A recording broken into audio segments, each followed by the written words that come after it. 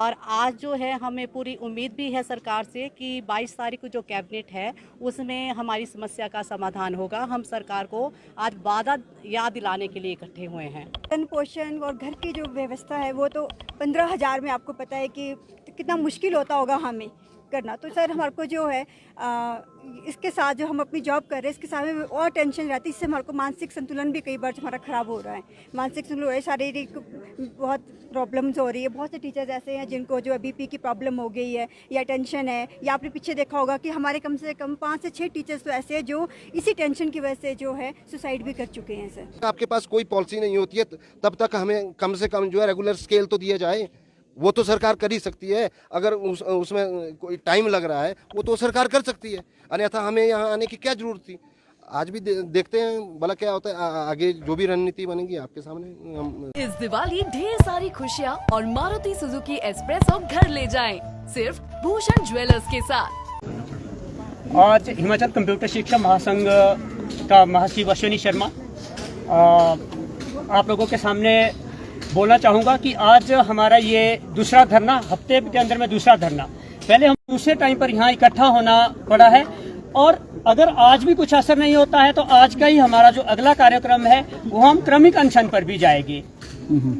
तो किस तरह की आप डिमांड्स बता दी, आप स्थायी नीति की भी बात कर रहे हैं, और कितने पहले तो डेफिनेटली हम लोग 22 वर्षों से विभाग के अंदर में कार्य कर रहे हैं, डेफिनेटली हमें भी मिलना चाहिए, क्योंकि महंगाई की मार हम लोगों पे भी है जैसी उन लोगों पे है। उन लोगों को महंगाई भत्ता मिलता है, लेकिन हम लोगों को आउटसोर्स एम्प्लॉय बोल के ना कोई महंगाई भत्ता मिलता है, ना कोई एनुअल इंक्रीमेंट मिलती है।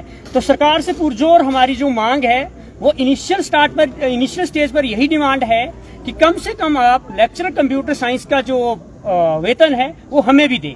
कितना वेतन अभी तक आपको? अभी जो अगर हम अपने वेतन की बात करें तो लगभग हम लोग 14,000 के आसपास कैश इन हैंड सैलरी लेते हैं। बाकी कुछ ईपीएफ की डिडक्शन है। और एक जो आप लोगों के माध्यम से मैं विभाग और सरकार के ध्यान में बात लाना चाहता हूं, लगभग पर मंथ अपना 12 लाख के आसपास कमीशन नाइलेट को जा रहा है। अगर वो कमीशन वहां ना दे के डायरेक्ट हम टीचरों को दे जो स्कूलों में काम कर रहे हैं, तो डेफिनेटली वहाँ भी कुछ न कुछ बेनिफिट होगा। कितनी तो कंप्यूटर शिक्षकों की संख्या है प्रदेश भर के अंदर, और विधानसभा चुनाव भी करीब है। अगर सरकार आपकी मांगे नहीं मानती है तो क्या कदम अगला रहेगा? हाँ, जो कंप्यूटर शिक्षकों की संख्या है, संख्या अपने पास में 1141 है।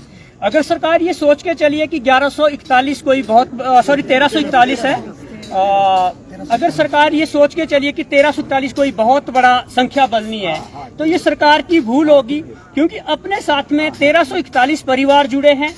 और मोस्ट प्रोबेबली हम लोग इस स्टेज पे हैं कि हमारे बच्चे भी वोटर हैं, हमारे पेरेंट्स भी वोटर हैं। और बात करें तो इन लॉज की जो हमारी फैमिलीज है वहाँ भी कुछ ना कुछ तो हमारा इंप्रेशन रहेगा। तो डेफिनेटली हम लोग सरकार के विरोध में जाएंगे अगर सरकार हमारी बात नहीं मानती है। और आप लोगों के माध्यम से सरकार को बताना चाहूंगा कि अगर सड़कों पे आज हम हैं तो विरोध में ही सड़कों पे, हम समर्थन पे सड़कों पे नहीं है। समर्थन एक बात का हो सकता है, आवाज दो, आवाज दो,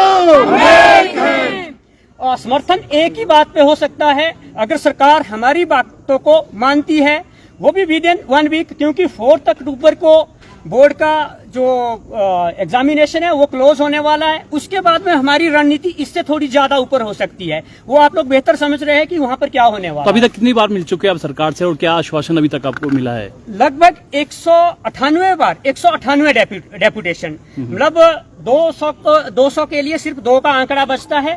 तो हम 198 बार सरकार से, जयराम ठाकुर जी से और माननीय गोविंद ठाकुर जी से मिल चुके हैं। लेकिन उसके उपरांत भी 198 बार मिलने के उपरांत भी हमारे को आज कुछ भी नहीं मिला है।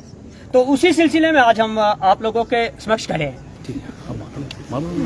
कंप्यूटर टीचर एसोसिएशन जिंदाबाद, जिंदाबाद, जिंदाबाद, आवाज दो,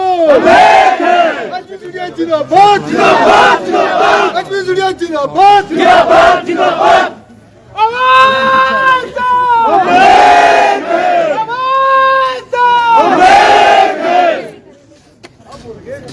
HP स्टूडेंट जिंदाबाद, जिंदाबाद, जिंदाबाद, HP स्टूडेंट जिंदाबाद, जिंदाबाद, जिंदाबाद। अभी तो ये लड़ाई है, आगे बड़ी लड़ाई है, अभी तो ये लड़ाई है, आगे बड़ी लड़ाई है। हिमाचल प्रदेश के कंप्यूटर शिक्षक आज फिर से यहाँ पे इकट्ठे हुए हैं। हम लोगों को 22 से 24 साल जो हैं वो कंप्यूटर शिक्षा देते हुए सरकारी स्कूलों में हो चुके हैं, लेकिन आज तक हमारी किसी भी सरकार ने नहीं सुनी। लास्ट वीक 14 तारीख को भी हमने सरकार को अल्टीमेट दिया था कि अगर 20 से पहले हमारी मांग पर ना विचार किया जाए तो हम 20 तारीख को फिर से धरना देंगे और आज से ही हमारे जिला वाइज जो हैं वो अनशन पर बैठने जा रहे हैं। सबसे पहले जो है हमारा कुल्लू डिस्ट्रिक्ट आज बैठेगा और आज जो है हमें पूरी उम्मीद भी है सरकार से कि 22 तारीख को जो कैबिनेट है उसमें हमारी समस्या का समाधान होगा। हम सरकार को आज वादा याद दिलाने के लिए इकट्ठे हुए हैं। आश्वासन पर आश्वासन मिल रहे हैं, रोज मिल रहे हैं और 198 बार, जैसा कि हमारे प्रधान जी ने भी आपको बताया है, हम लोग मिल चुके हैं और हर बार हमें यही आश्वासन मिला है कि आपके लिए ज़रूर कुछ ना कुछ किया जा रहा है, लेकिन वो रिटर्न में और जब तक हमारे पास कोई नोटिफिकेशन नहीं आती है तब तक हम किसी के ऊपर भी विश्वास नहीं कर सकते हैं और इसीलिए आज हमें फिर से धरना देना पड़ा है। अगर सरकार चाहती है कि वो दोबारा रिपीट करे तो वो ज़रूर हमारा काम करेंगे, क्योंकि हम एक ऐसा शोषित वर्ग हैं जो 24 सालों से वहीं का तहीं हैं और IT एजुकेशन 2001 में शुरू हुई थी और उस समय ऐसा समय था कि किसी को माउस पकड़ना भी नहीं आता था। उस समय से जब कंप्यूटर सिखाया है तो हम ही वो शिक्षक हैं, लेकिन हमारी हालत देखो, हम वहीं के वहीं हैं और दुनिया कहाँ से कहाँ पहुँच चुकी है। जैसे कि प्रधानमंत्री जी भी बोलते हैं डिजिटल इंडिया तो है, लेकिन उनको सिखाने वाले टीचर आज कहाँ पे हैं। अगर सरकार चाहेगी तो काम करेगी, अगर नहीं करेगी तो हमारा आमरण अनशन तक जाने का भी विचार है और ऐसा हम पहले भी कर चुके हैं। हमें आज भी पूरी होप है गवर्नमेंट से कि वो हमारे लिए कुछ करने वाली है, बहुत जल्द जो है हमारे सामने भी लाने वाली है, लेकिन इसमें ये है कि अभी तक वो सामने आया नहीं है, जिससे हमारा जो विश्वास है अब डगमगाने लगा है। और जहाँ तक आपने महिला सशक्तिकरण की बात की है तो शुरू से ही, स्टार्टिंग से ही हिमाचल में कंप्यूटर शिक्षिकाओं की संख्या बहुत ज़्यादा रही है और शिक्षा देने में महिलाओं का यहाँ पर बहुत बड़ा योगदान रहा है। भरण पोषण और घर की जो व्यवस्था है वो तो 15,000 में आपको पता है कि कितना मुश्किल होता होगा हमें करना। तो सर हमारे को जो है इसके साथ जो हम अपनी जॉब कर रहे हैं इसके साथ में और टेंशन रहती है, इससे हमारे को मानसिक संतुलन भी कई बार हमारा ख़राब हो रहा है। मानसिक संतुलन हो रहा है, शारीरिक बहुत प्रॉब्लम्स हो रही है। बहुत से टीचर्स ऐसे हैं जिनको जो BP की प्रॉब्लम हो गई है या टेंशन है, या आपने पीछे देखा होगा कि हमारे कम से कम 5 से 6 टीचर्स तो ऐसे हैं जो इसी टेंशन की वजह से जो है सुसाइड भी कर चुके हैं। सर 40% के करीब ऐसे हैं जो हमारे 50 से या 50 के आसपास है या 50 से ऊपर जा चुके हैं। मैक्सिमम 40 से अबव, इसलिए मैक्सिमम स्टाफ जो है 40+ है। सर देखो, मुझे आज बड़े दुख से सब कहना पड़ रहा है, बड़ी शर्म हो रही है कि जिन टीचरों को जो है क्लास में होना चाहिए वो टीचर जो है आज सड़कों पर उतर रहे हैं। कहीं ना कहीं जो है इसके पीछे जो है कहीं ना कहीं क्या पूरी तरह से इसके पीछे जो सरकारी तंत्र जो है, सरकार जो इसकी जिम्मेवार है। मैंने आपको पहले भी कहा कि 198 बार जो हम CM साहब से, मुख्यमंत्री से, महोदय से मिल चुके हैं और आज तक हमें जो है आश्वासन ही मिले हैं और अभी भी हमारे 1% जो है एक आशा की किरण अभी भी हम जगाए हुए हैं कि करेंगे हर बार करेंगे। आखिर कब करेंगे? समय बीत रहा है, इतने लोग जो है बाहर आए हैं। अभी आपने एक क्वेश्चन किया कि जो हमारे जो है जो मैक्सिमम टीचर जो है 40 से ऊपर हैं और बच्चे जो है कॉलेज में जा रहे हैं। कैसे होगा? एक हमारे पर जो परिवार की जिम्मेवारी है, हमारे पर माँ बाप की जिम्मेवारी है, इसके अलावा जो है और भी सामाजिक दायित्व हैं।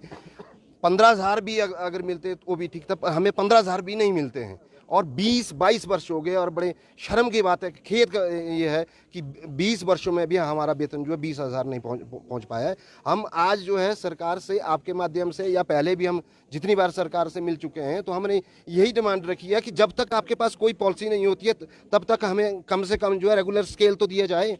वो तो सरकार कर ही सकती है, अगर उसमें कोई टाइम लग रहा है वो तो सरकार कर सकती है, अन्यथा हमें यहाँ आने की क्या जरूरत थी। आज भी देखते हैं भला क्या होता है, आगे जो भी रणनीति बनेगी आपके सामने हम